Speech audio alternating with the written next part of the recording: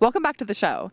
The entertainment world these days seems to spend as much time giving awards to themselves as they do making movies.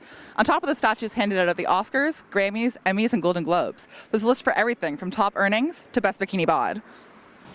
This week, Scarlett Johansson was named the sexiest woman alive by Esquire magazine, making her the first woman to top the list twice. But before we get into why Scarlett is Esquire's perfect idea of sexy, let's take a look at the other list out there to see who her competition was. Katy Perry topped Men's Health's list of the hottest women of 2013, while Maxim crowned Miley Cyrus as its champ.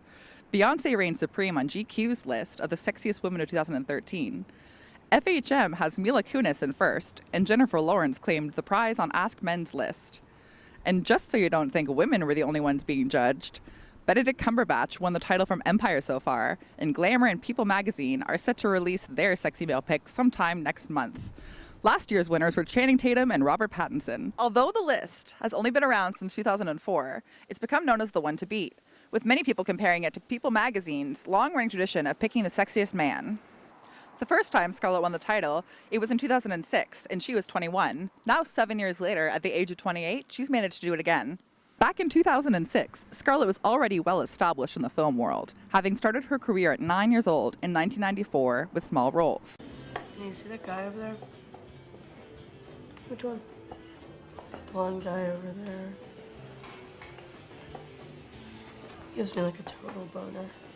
It wasn't until 2003 that Scarlett got her breakout moment, grabbing people's attention with her role in Lost in Translation and Girl with the Pearl Earring. The year of her first win, Scarlett was in 3 major movies: Scoop, The Black Dahlia, and The Prestige, which cemented her as a major player in Hollywood. It's also worth mentioning that at this time, Scarlett was romantically linked with her Black Dahlia co-star Josh Hartnett. Scarlett also won the title not too long after posing nude on the cover of Vanity Fair alongside Keira Knightley. Playboy magazine quickly followed Esquire's lead and named her sexiest celebrity in 2007. In between her 2 sexiest woman alive titles, the world didn't forget about Scarlett. She appeared in at least one major film a year, including Vicky Cristina Barcelona in 2008, and her role as Natasha Romanoff, aka Black Widow, in the Marvel franchise in 2010. Playboy magazine even named her the sexiest celebrity in 2007. Between her 2 sexiest titles, Scarlett has branched out from the movie world. She released 2 separate albums in 2008 and 2009. Now you're away, you ride home every day, and I see you on the TV at night. You don't think there's lots for us to talk about. You can leave whenever you want out. She has also taken an active role in the theater community, receiving a Tony in 2010 for her role in A View from the Bridge. In 2010, GQ named Johansson its Babe of the Year. Just this year, Scarlett went back to Broadway to star in the revival of Cat on a Hot Tin Roof, and 2 of her more recent movie roles, Don John and Under the Skin, have included nudity, which may have contributed to her second title win. Don't you think it's always better when it means something? Yeah. Scarlett has also appeared in advertising campaigns for Calvin Klein, L'Oreal, Louis Vuitton, and Dolce & Gabbana, all of which focus on simple and classic beauty. Since Lost in Translation, Scarlett has been cast in a sexualized light, something she takes in stride and with a dash of humor. The nudity is written into the script, and I hope the audience agrees that it's it doesn't, it's not really indulgent. It's sort of, I don't know, almost kind of like biological in a weird way, I think, and there's a lot of intention behind it. And I'm not a nudist by nature, so of course you feel self-conscious about it beforehand, but it actually allowed me to realize and explore what kind of judgments I had about myself, because I had to abandon those and really see myself as a blank sort of slate.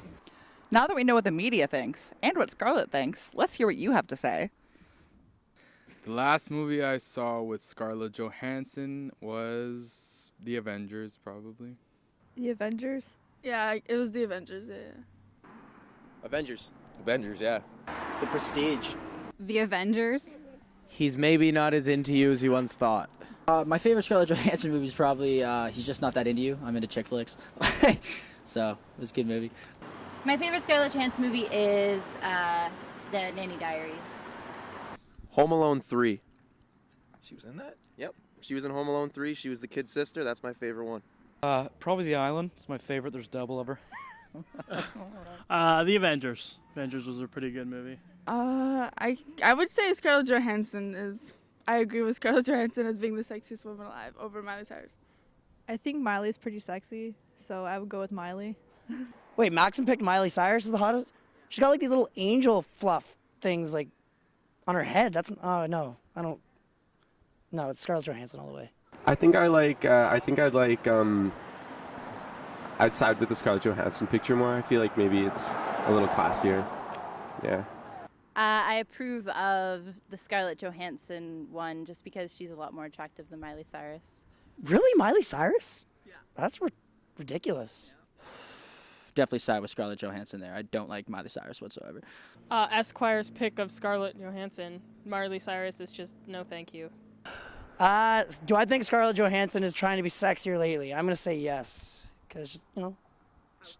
How so? Because she's just doing that thing where she's doing like diets and stuff. I don't think she's trying to create a sexier image. I think she's just naturally sexy.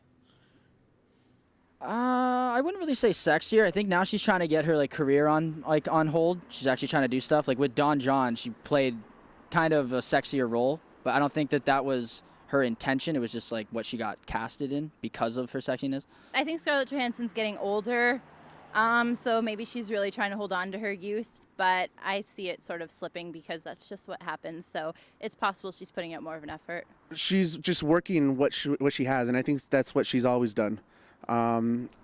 She's always worked exactly what she has, and she's a sexy woman, so absolutely. Scarlett Johansson probably won again because she's probably pretty humble about how she looks, and yeah. I think it's slightly political, but also because this is going to be a really big year for her. She's supposed to win an Oscar, so I'm sure I'll be nominated for it anyways. That probably has a lot to do with it, but plus she's just super hot. She just keeps getting better with age. No reason. And twice, come on. She had her chance. She had her spot. Just move along. Pick someone else. I mean, you don't really win that unless you're sexy. Yeah. And she's just kind of really sexy. I think she won for the second time because she's very well known. She's popular as a sex symbol, and that's just sort of the image she's always had. Maybe I know she's done a couple projects recently, so maybe her name's just out there a lot more, and she was kind of one of the first choices. Just as everyone has a different idea of what sexy is, each of these lists has a different motivation behind their choices. The top 99 most desirable women compiled by AskMen.com ranks the year's most alluring females based on votes cast by readers and staff, and taking into account a number of criteria. Physical appeal alone does not secure a spot in the top 99. The women on the list are there because they possess a combination of looks, intelligence, and personality that sets them apart. In contrast, Maxim lets their readers pick their list, stating that, "You voted, we counted, mostly with our fingers, and we can say with absolute certainty that before you lies the definitive list of the world's sexiest women." Esquire's choice appears to come down to the discretion of its editors. However, they have added a new interactive component for their website, saying, "This year, in addition to naming Esquire's 7th annual Sexiest Woman Alive in the November issue, we are conducting a tournament to allow our readers to choose their own honoree." Hollywood men have provided their own double winners, 4 in total on the People's Sexiest Man Alive list. The first was Richard Gere in 1993 and 1999, while the most recent was Johnny Depp in 2003 and then in 2009, which brings up the question of who might be the next woman to claim the double title. Charlize Theron, who won in 2007, has to be at the top of the list for the next possible double win. With 3 films slated for release in 2014, there will be no shortage of media attention on her next year, and her Christian Dior campaign has kept her classically sexy image in the public eye. The underdog candidate for the double win at this point would have to be Minka Kelly. Although she won the title in 2010, her career slowed down considerably after the failed Charlie's Angels reboot in 2011.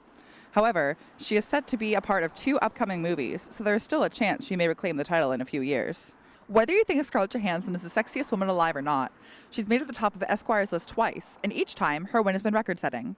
In 2006, at the age of 21, she was the youngest winner ever chosen. Now, in 2013, she's become the first double winner ever. And with 4 films slated for release in 2014, there's no doubt she'll be a contender on everyone's lists for years to come.